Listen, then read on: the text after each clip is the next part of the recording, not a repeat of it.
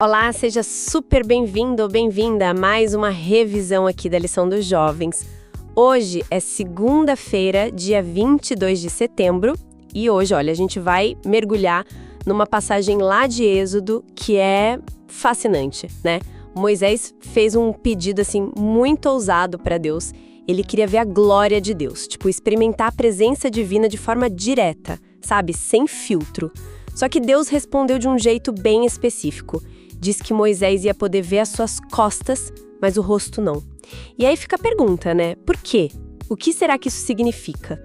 Para a gente tentar entender isso melhor, vamos dar uma olhada no relato principal, lá em Êxodo 33, versículos 21 a 23. Mas não só isso, né? Vamos buscar umas conexões em Gênesis capítulo 1, depois voltar para Êxodo 34 e ter até uma coisinha da ciência que pode ajudar a gente a pensar. Então, qual a nossa missão aqui hoje? Tentar desvendar o significado dessa interação tão única entre Moisés e Deus. Vamos nessa? Vamos lá. É um tema realmente instigante. Então tá. Vamos começar com o pedido do Moisés mesmo. O texto diz que Deus entendeu, né, esse desejo forte de Moisés pela presença dele. Mas, sério, parando para pensar, que coragem em pedir para ver Deus face a face. O que será que motivou ele a fazer um pedido que, bom, talvez nenhum outro pecador tenha ousado fazer antes, né? É uma ótima pergunta. A relação de Moisés com Deus era algo excepcional, muito próxima mesmo. A Bíblia diz que Deus falava com ele face a face, como quem fala com seu amigo. Então talvez essa intimidade toda tenha dado a ele essa confiança, sabe? Essa ousadia, né? Exatamente, essa ousadia. Só que, mesmo entendendo o desejo, Deus colocou um limite bem claro, e por um motivo fundamental. Ele avisou Moisés: olha, você não pode ver a minha face, porque ninguém pode me ver e continuar vivo. Está lá em Êxodo 33, 20. Não é tipo má vontade de Deus, sabe? É uma questão da santidade dele, do poder, da glória que é tão intensa que seria fatal para um ser humano pecador. Ah, entendi. Então o limite era mais uma proteção do que uma recusa. Faz sentido. Perfeito, era proteção. E o que Deus faz em seguida mostra isso de um jeito muito terno, eu diria. Mesmo dizendo não para ver o rosto, ele deu um jeito. É o que está nos versículos 21 a 23 de Êxodo 33. Deus falou tipo, olha, tem um lugar aqui perto de mim, numa rocha. Fica aí. Quando a minha glória passar, eu vou te colocar na fenda dessa rocha e vou te cobrir com a minha mão, até eu passar. Depois que eu tirar a minha mão, você vai me ver pelas costas, mas o meu rosto, não. Nossa, pensa nessa cena, Deus achando um cantinho seguro para Moisés, colocando ele na fenda da rocha, que já é um símbolo de refúgio, né? E cobrindo com a própria mão. É muito cuidado, muita proteção no meio daquela majestade toda. Ele achou um jeito de atender, pelo menos em parte, o desejo de Moisés, mas de um jeito seguro. Essa imagem da mão de Deus é, uau, muito forte mesmo. Mostra esse cuidado todo. Mas aí volta a questão, né? Por que as costas e não o rosto? O material que a gente está usando aqui sugere uma conexão com a criação lá em Gênesis 1, versículos 26 a 28, que diz que Deus criou a gente à sua imagem, conforme a sua semelhança. Como é que essa ideia da imagem de Deus entra nessa história? Ah, essa conexão é fundamental. A Imago Dei, né? A imagem de Deus em nós. É um conceito chave para entender quem somos. Gênesis 1 não dá todos os detalhes do que isso significa, mas a gente entende que envolve nossa capacidade de pensar, de ter moral, de criar, de se relacionar, e também nosso papel tipo de representantes de Deus aqui na Terra. Mas tem mais. Muitos teólogos acreditam que isso também tem a ver com o jeito que Deus escolhe se revelar para a gente. Pensa bem, Deus é espírito, né? Infinito. Mas a Bíblia vive descrevendo ele com características humanas. É verdade. Fala que ele vê, ouve, tem mãos, braços e rosto também. Exato. Isso são os antropomorfismos. Não quer dizer que Deus seja limitado a um corpo como o nosso, óbvio, mas é o jeito dele se comunicar com a gente usando uma linguagem que a gente entende, sabe?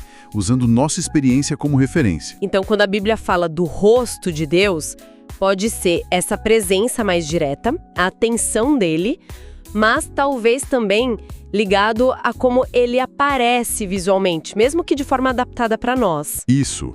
O rosto muitas vezes simboliza essa presença total, a comunicação íntima, o favor de Deus. Perder o favor de Deus era Deus esconder o rosto. Buscar o rosto de Deus é buscar a presença dele. Agora, junta isso com a ideia de que somos a imagem dele.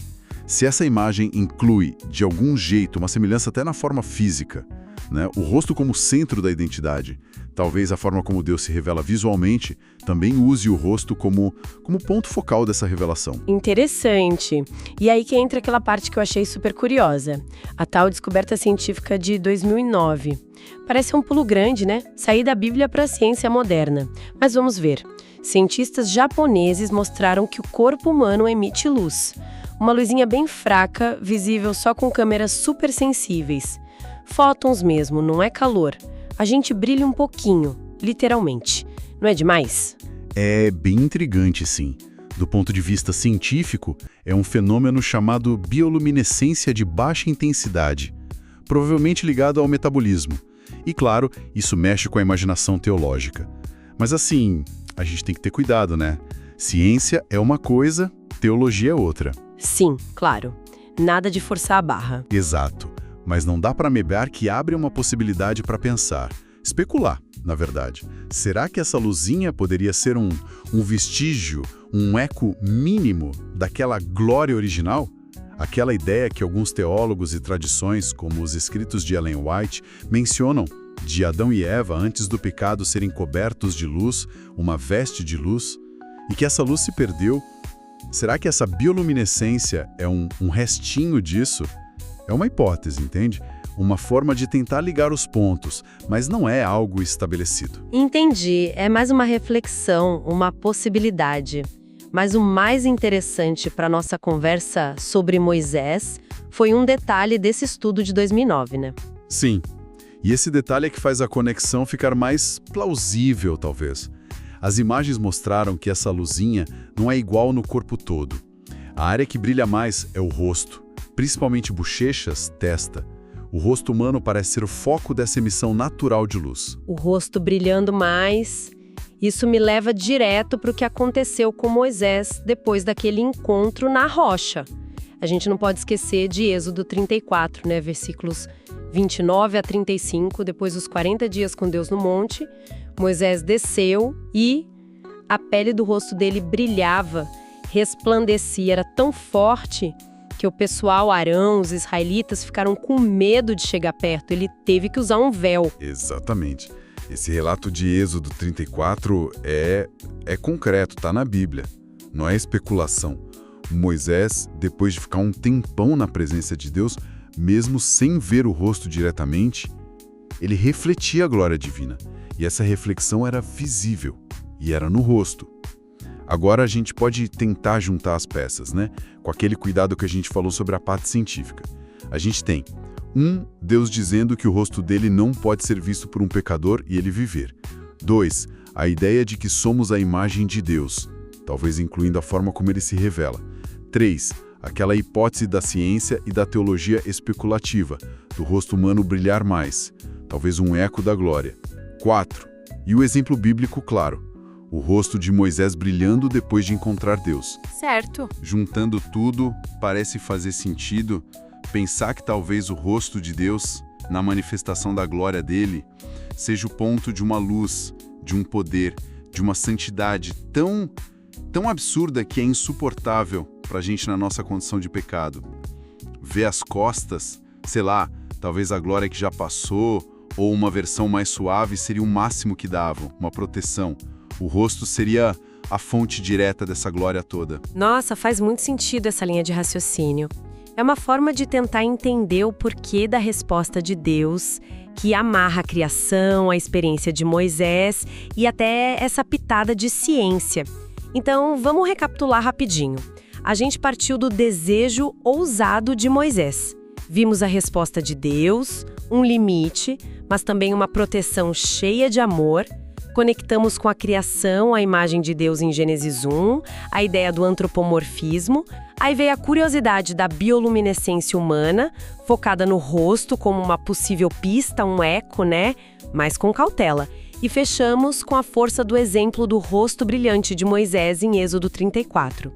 O que tudo isso parece indicar é que existe uma glória imensa na presença direta de Deus, talvez especialmente ligada ao rosto dele, e que essa glória ficou incompatível com a nossa natureza depois do pecado. Mas, mesmo assim, a história de Moisés e, quem sabe, essa luzinha mostram que a gente ainda carrega um traço, um eco daquela imagem original. É por aí. Exatamente por aí. Essa convergência de ideias, mesmo com as partes mais especulativas, ajuda a gente a ter uma noção da profundidade que é ser imagem de Deus e da intensidade que a gente nem imagina da glória dele. A experiência de Moisés é incrível porque mostra as duas coisas: a grandeza de Deus, que está além da nossa compreensão, e a graça dele, que se aproxima e protege. Deus quer se revelar, mas ele faz isso de um jeito que preserva a gente. E um ponto importante, né? Mesmo que a gente não possa ver o rosto de Deus diretamente hoje, nessa condição de pecado, o desejo de buscar a presença dele, de buscar a glória dele, como Moisés fez isso, continua sendo um chamado para nós. A impossibilidade de ver não cancela o desejo de buscar, de conhecer Deus mais, de sentir a presença dele transformando a gente. Mesmo que seja como Moisés na fenda da rocha ou no monte, a busca continua sendo essencial. E essa conversa toda deixa a gente com uma coisa para pensar, né? Para levar para a vida. Se nós somos de verdade criados à imagem de Deus, mesmo que essa imagem esteja, sei lá, meio embaçada pelo pecado. E se, como essas ideias sugerem, a gente ainda carrega um reflexo, mesmo que mínimo, daquela glória original, talvez até no nosso rosto, nessa luz que a gente nem vê.